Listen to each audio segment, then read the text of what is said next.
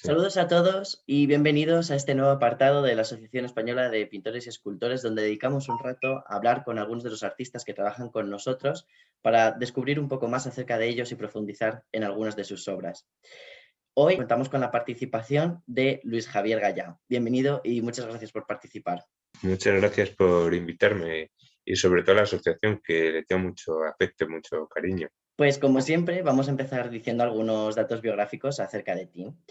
Luis Javier Gallá nace en Madrid en 1962. En 1978 empieza su formación artística en el estudio de la pintora Begoña Izquierdo. Tras estudiar 2 años en la Escuela Superior de Arquitectura de Madrid, se licencia en la Facultad de Bellas Artes en la Universidad Complutense de Madrid con especialidad en restauración en 1987 y un año después en pintura. 2 años después finalizará el doctorado. En 1996 es invitado a formar parte de la Escuela de Pintores Figurativos del Escorial, a la vez que comenzaba a trabajar e investigar en el taller de grabado del estampador Pedro Arribas en Madrid. Y en 2001, en el Centro Internazionale della Grafica en el Atelier Aperto di Venezia. Además, ejerció como vicepresidente de la Asociación Española de Pintores y Escultores desde 1998 hasta 2002. Trabajando entre Madrid y Roma, su obra como pintor ha sido reconocida en numerosas ocasiones, como por ejemplo con el Premio Reina Sofía en 1996 o el máximo galardón en la edición 48 del Salón de Otoño, entre otras becas y reconocimientos. La primera pregunta que se me viene a la cabeza es: ¿qué se siente al echar la vista atrás y ver toda esta serie de logros? Es una satisfacción, pero lo que importa al final es la obra de cada uno. Los concursos, la verdad es que vienen bien para promocionarte, pero lo que importa es tener una obra sólida, que al fin, hombre, es una satisfacción personal los premios y las trayectorias y las becas, pero lo que importa al final, el sentido es el tener una pintura sólida que transmita a los demás emoción. Y bueno, imagino que también estarás satisfecho, ¿no?, con la evolución que hayas podido tener en la pintura. Y la verdad es que uno, en el realismo quizás la evolución es más lenta y uno no es consciente, pero si comparas la obra de hace 20 años a la de ahora, simplemente por la temática, pues simplificas muchas cosas que antes te regodeabas en plasmarlo. O sea que la evolución es más lenta que en otro tipo de estilos o tendencias artísticas, que quizás es más rompedor. Al mirar tu obra, podemos ver sobre todo paisajes que podríamos decir que están despoblados, entre comillas. No se suele ver figuras humanas. ¿A qué se debe esta ausencia de personas? El misterio que tiene el no meter figuras, pienso que es más fácil transmitirlo en este sentido. Mira, te pongo el caso para que la gente lo entienda, el tópico de la Gran Vía de Antonio López. Ese misterio que tiene, esa soledad, ese sentimiento melancólico, lo perdería totalmente lleno de gente, de coches. Y realmente Antonio López ha buscado, porque eso es real, ha buscado ese momento, posiblemente habrá ido muchas veces a ver la Gran Vía y le ha impactado ese momento de soledad, que es a primera hora de la mañana de un domingo. Bueno, yo lo he visto pintar en el año 78, cuando no era conocido, en una isleta que había enfrente de la iglesia de San José. Y es verdad que había ese misterio. En cambio, mira, la cantidad de gente que ha pintado los cuadros de la Gran Vía y todo el mundo con coches, con tal, pues esa gente lo mismo le interesa buscar otra imagen de la Gran Vía. Pero esa soledad, ese misterio solamente, bueno, es único Antonio López en ese sentido, conociendo más su obra. Además, yo creo que también es como una manera única, ¿no?, de ver lugares Sí, como tan concurridos, tan llenos de gente, y que de repente sí, como que se le dedica un sí, espacio en el que es sí, simplemente el entorno, los sí. edificios y la atmósfera que Sí, eso crea, claro. efectivamente. Y es que está resaltando la arquitectura, que es lo que le interesa a Antonio López. Ujú. Quizás ese mundo que adorna la Gran Vía, pues no le interesaba tanto. Para ti, por ejemplo, ¿qué características tiene que tener un paisaje para que decidas pintarlo? Te tiene que transmitir emoción. Yo cuando la gente me pregunta, hombre, normalmente cuando elijo un paisaje, procuro visitarlo pues por la mañana, por la tarde, al mediodía, para ver el momento de luz que me interesa.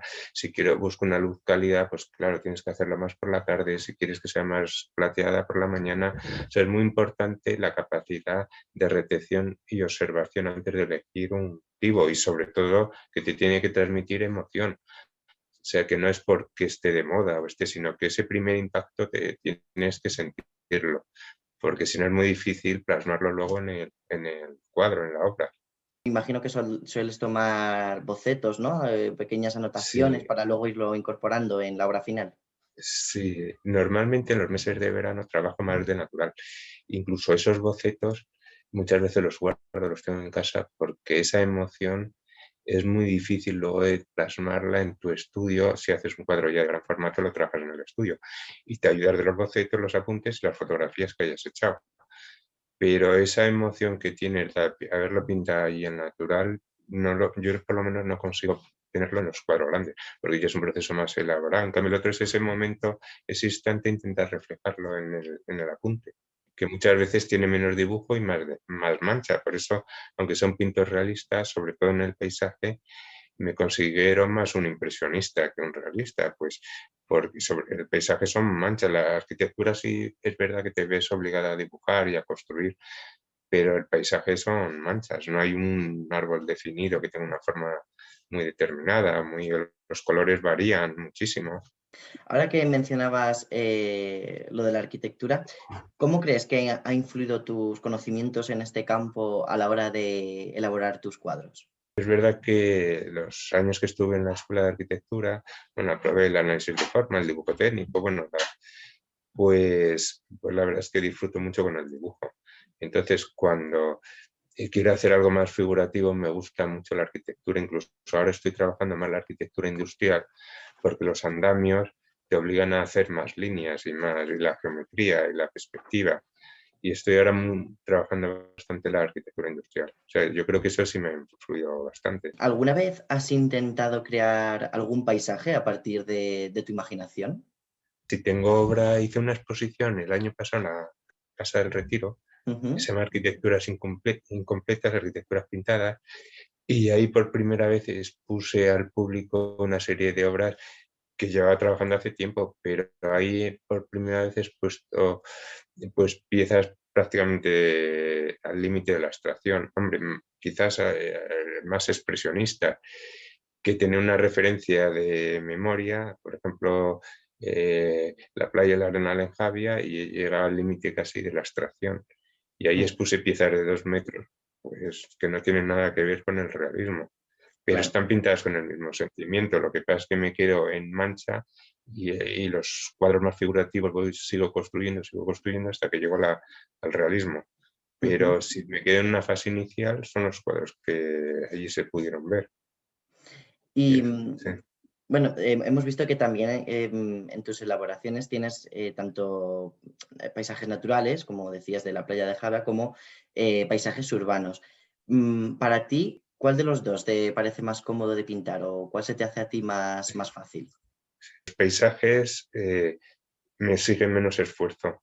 Hombre, sí que tienes que tener una composición, tienes que estudiar muy bien los planos, pero claro, la arquitectura te exige los puntos de fuga, porque cualquier defecto se nota mucho. En cambio, el paisaje me invento muchas veces la realidad. Aunque estés viendo un paisaje, lo mismo por composición, veo un árbol que está en otro lugar y lo pongo en el cuadro porque me compone mal. O sea, ahí quizás me invento más, que muchas veces no es real el paisaje. Eso lo hacía muchísimo Piranesi, no sé si conocéis Villa Adriana, a lo de Roma. Eh, Piranesi era un grabador, Creo sí. yo he estado en Vila Adriana, pero no he oído hablar de Pues Picaressi. las explicaciones vienen acompañadas de este magnífico grabador Piranesi, que ejerció también de arquitecto además. Por ejemplo, el Ujú. Priorato de la Orden de Malta, él fue el arquitecto que desarrolló la fachada. Pues las explicaciones vienen acompañadas por un grabador de Piranesi. Es un grabador realista del 17 de finales del 17, y te das cuenta que ha interpretado, que es irreal. Estás viendo el teatro, por ejemplo, y viene un grabado de Piranesi del teatro, pero hay una serie de arcos que ha cogido de otro lado y lo ha compuesto. Pero si no conoces la realidad, pienses que estás copiando la realidad, pero él está interpretando la realidad. Yo creo que nos pasa, el buen realista tiene que interpretar la realidad. Nos quedamos con la idea de esa, ¿no? De que Sí, la naturaleza al final te da como más libertad, tal vez a lo sí, mejor porque los paisajes urbanos, decirlo, como que están más incrustados, ¿no? Y como que sí, no tienes esa libertad de a lo mejor un sí, paisaje más abierto, de poder sí, innovar.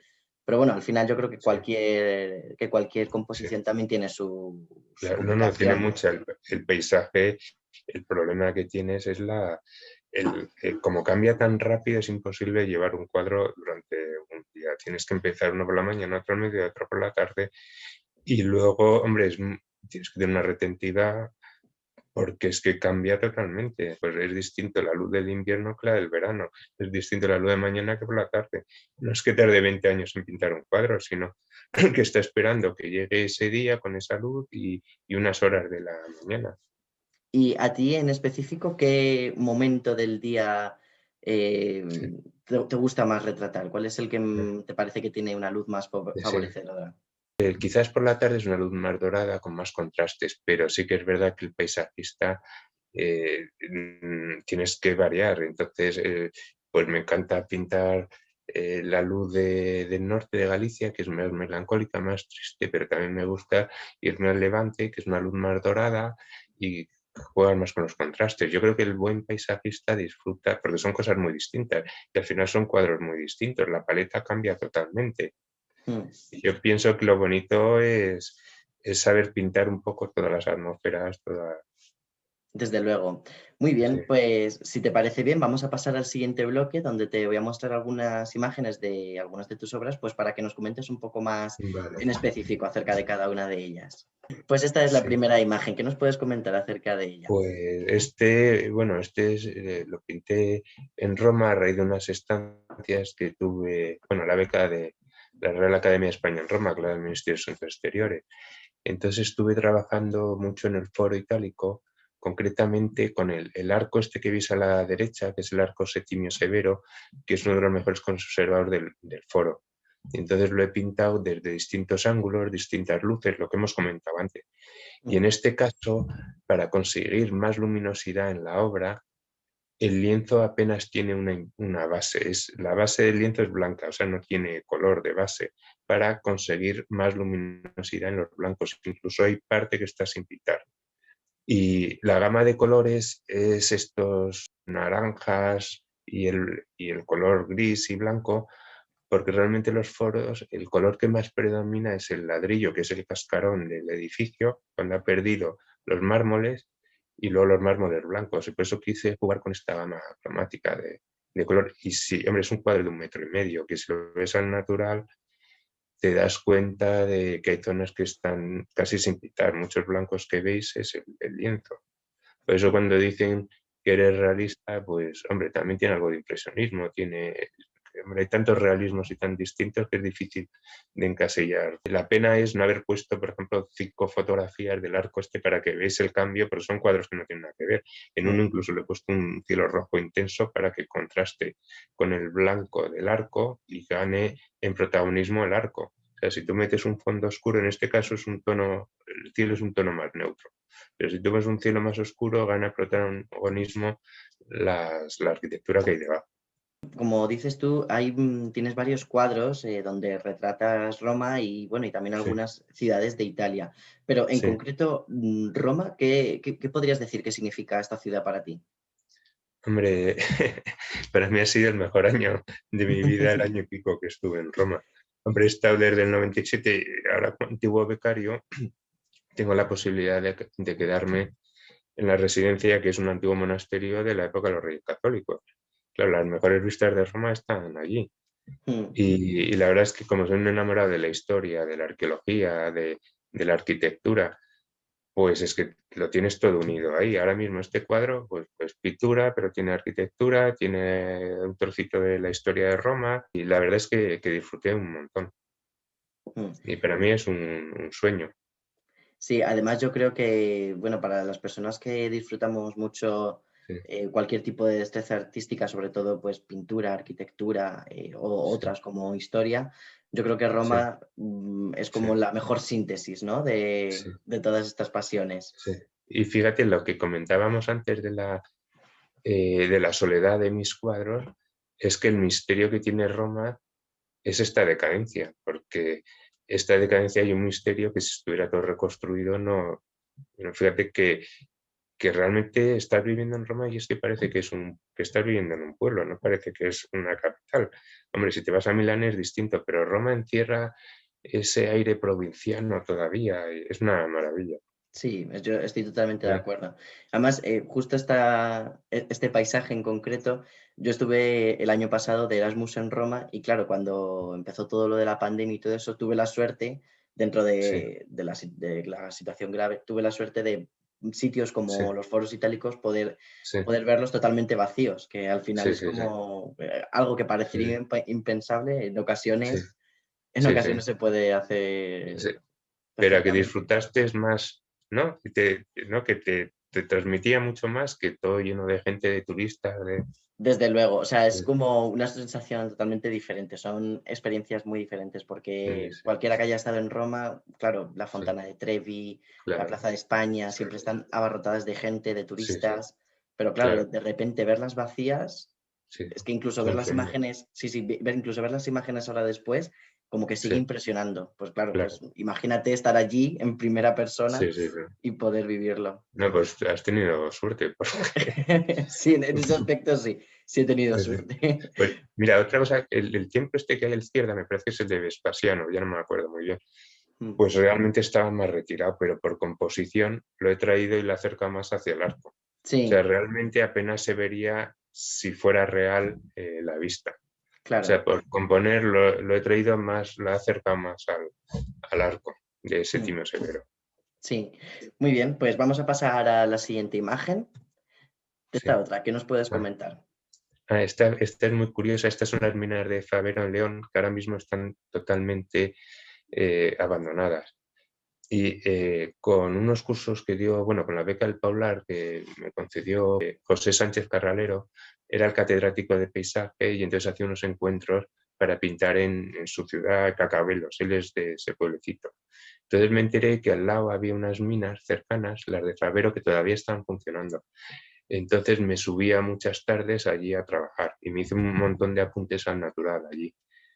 Pasaron los años y tenía guardados los bocetos, aparecieron y entonces hace 2 años volví a Favero y ahora mismo están totalmente desmanteladas, queda la torre y 4 naves, pero le han dado la categoría de VIP al conjunto, entonces ahora se están intentando recuperar y conservar lo que queda con idea de hacer un centro de arte muy importante. Lo está llevando ahora Tomás Bañuelos, que es un escultor magnífico de la Facultad de Bellas Artes.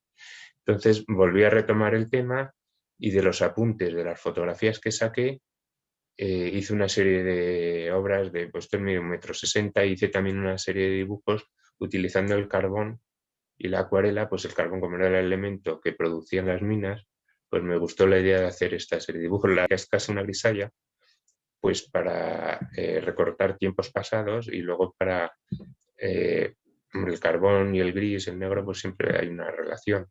Mm, Y lo único que ha perdido todas estas basuras industriales que ves por el suelo, todo eso ha desaparecido. Entonces ahora se nota que es casi un parque arqueológico e industrial. Y lo claro. bonito era verlo antes. Entonces toda esta parte de primer término lo saqué de los apuntes que tenía.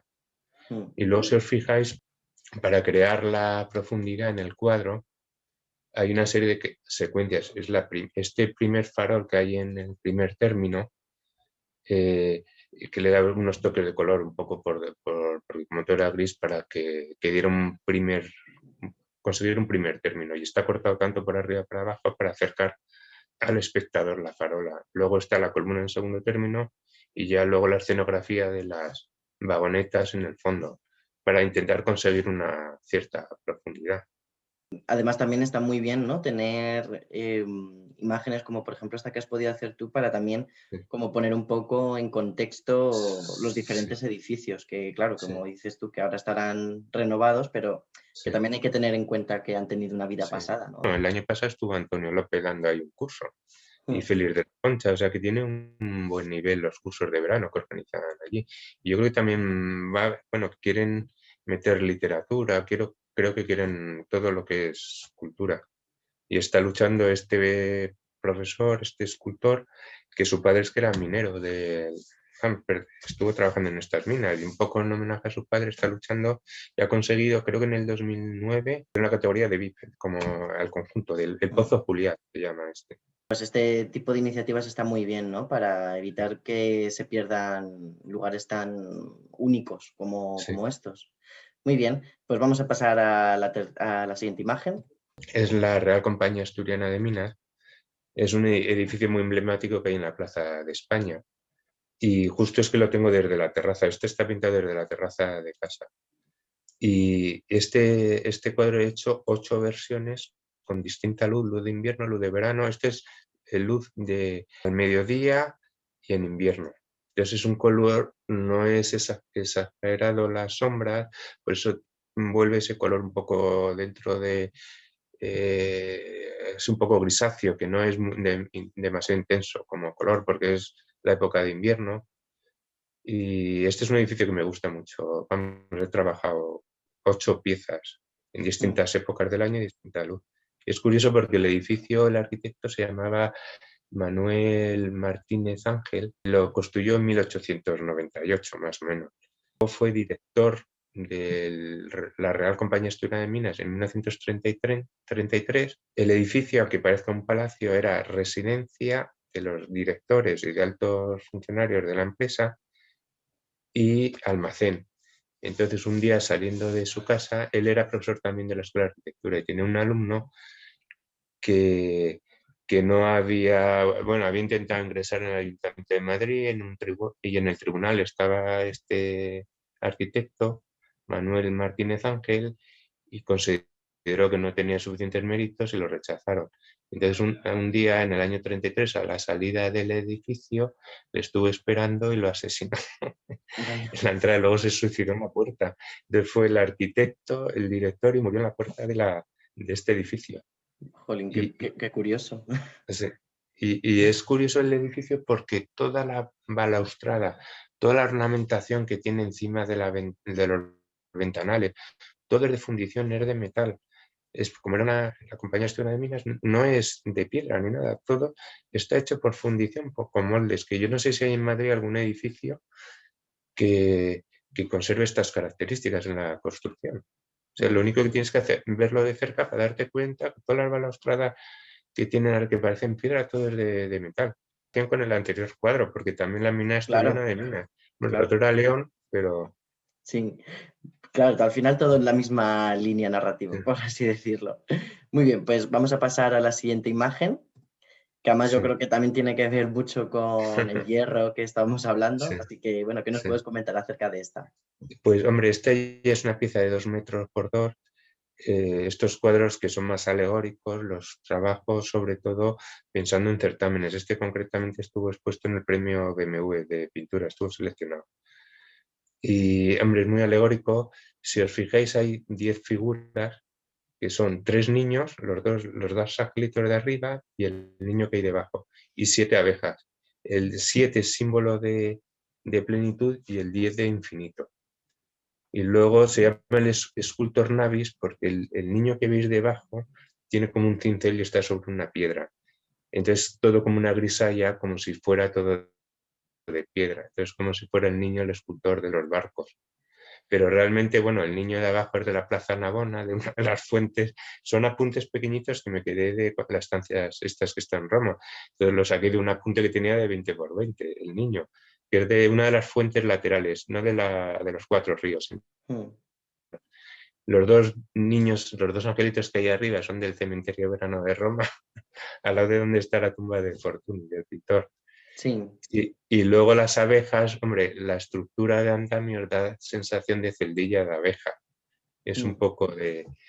Y luego la parte de abajo es un apunte que tenía de las orillas del Tíber, de cuando baja el nivel del río, la naturaleza hace unas pequeñas construcciones con esos palitos que va depositando en la arena, y quería jugar con el contraste de la arquitectura hecha por la naturaleza y la arquitectura hecha por el hombre, que es los andamios que veis de los barcos. Y luego este es un homenaje a la Olympic, que es el barco gemelo del Titanic. O sea, el Titanic tiene un barco gemelo que era el Olympic, y cuando se hunde el Titanic, uno de los 5 barcos que van a rescatarle es el Olympic. Y bueno, y luego tiene por el cuadro, hay tonterías que pongo ahí abajo en el cartel, pone, es mi hijo que se llama Mateo, pone Mateo constructor de barcos. Al final, como te lleva mucho tiempo un cuadro de estos, pues vas poniendo cosas así curiosas. Claro, sí, sí. Nada más que es impresionante este cuadro. A mí, además, lo que mencionabas de las abejas, como Sí, lo estabas relacionando con diferentes aspectos de Roma, a mí además sí, lo de las abejas sí, me recuerda a la familia Barberini, ¿no? efectivamente, Que se sí, puede sí, ver por toda la ciudad, todas sí, las sí, sí, construcciones que esta familia claro. fue dejando a su paso. Sí, no, y además tenía fama de que le gustaba arrasar con todo y construir. El Palacio Barberini de Roma arrasó y construyó uno nuevo, y el símbolo Mm. era las abejas, sí. Hasta aquí la entrevista, que ha sido un placer, he aprendido un montón y vamos, Muchas una clase gracias. magistral. Así que nada, muchísimas Nada, gracias por venir. nada, muchísimas gracias a todos. Al final la asociación es una familia, por Sí. eso hay que arroparnos entre todos. Y muchas gracias por tu colaboración. Y Haití, vamos. Sí, sí, pues lo dicho, muchas gracias por todo y hasta la próxima. Venga, muchas gracias a vosotros.